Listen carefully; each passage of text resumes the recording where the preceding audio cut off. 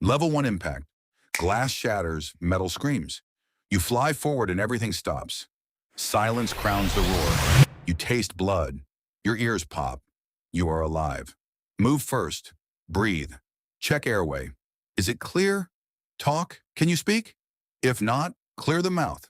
Fingers, not tools. Feel your neck. Seal a major bleed with pressure. Tight, hard. Turn off engines if you can. Cut belts. One by one, check the others. Are they moving? Prone or conscious? Apply pressure. Stop life-threatening bleeding before you do anything else. Wrap anyone bleeding hard. Make a tourniquet only if you must. Count heads. Inventory survivors. Decide captain or quiet leader. Someone must own this scene. Eyes on the horizon. Assess the wreck. Is there fuel smell? Smell of ozone? If there's a fire risk, move everyone away immediately. If the fuselage is intact, you have shelter. If not, find the largest, driest piece and gather inside. Hypothermia starts fast here. Minutes matter. You do the basic things now or pay later. You are the anchor. Act. Level 2. Stabilize and prioritize. Simple checklist. Airway, breathing, circulation, stop the bleeding. Dress wounds. Immobilize broken limbs with clothing, sticks, anything stiff. Warm the injured. Shock kills silently. Lay people flat and keep them covered. Insulate from the snow. Put anyone unconscious into the recovery position if breathing. Never let them fall asleep exposed. Create a triage spot. One blanket, one heat source. Ration hands for tasks. Assign roles quickly. Who secures shelter? Who tends wounds? Who searches the plane for gear? Who signals? Move with purpose. You have a few pieces of time.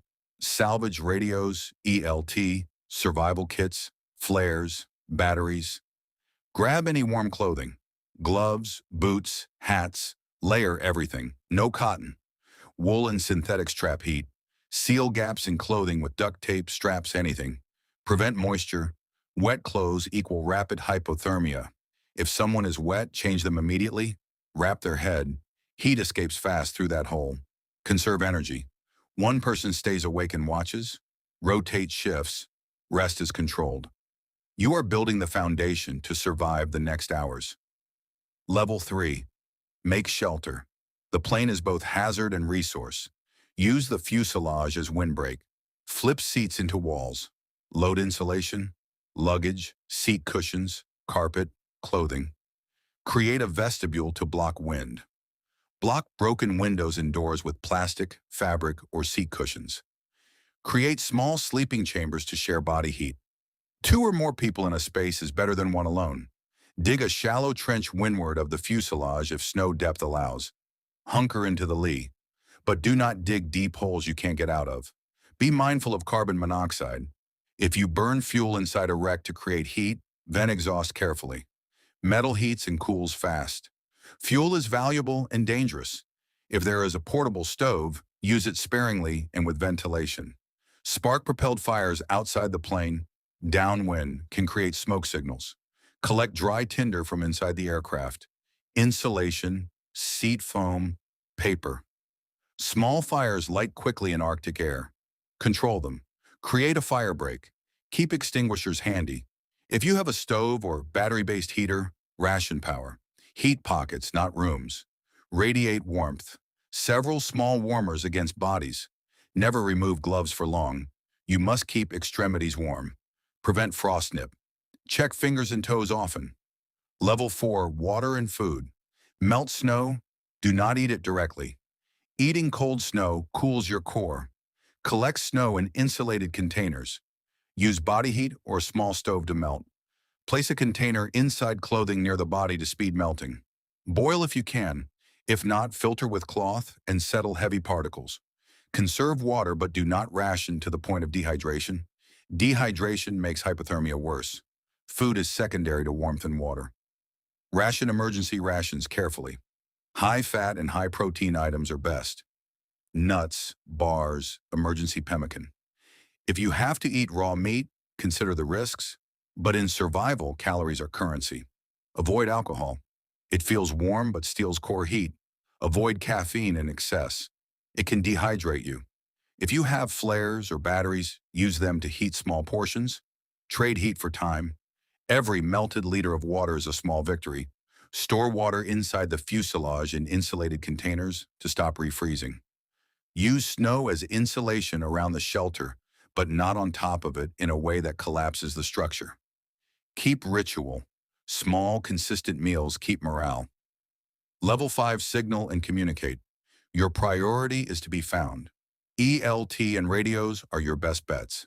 Turn on the emergency locator transmitter if it's intact. Make a schedule. Radio on for X minutes each hour. If you have a satellite phone, conserve battery but send coordinates if possible. Create visible signals. 3 fires in a triangle is universal. Bright flares during daylight and night draw attention. Large SOS signs in dark material on white snow catch aerial searches. Use dark fabric, seat cushions, anything heavy to outline letters at least 5 meters long. Reflect sunlight with mirrors, metal, sunglasses. Flash systematically. Make noise if a search plane passes. Oscillate flares and mirrors in time with aircraft passes to maximize visibility.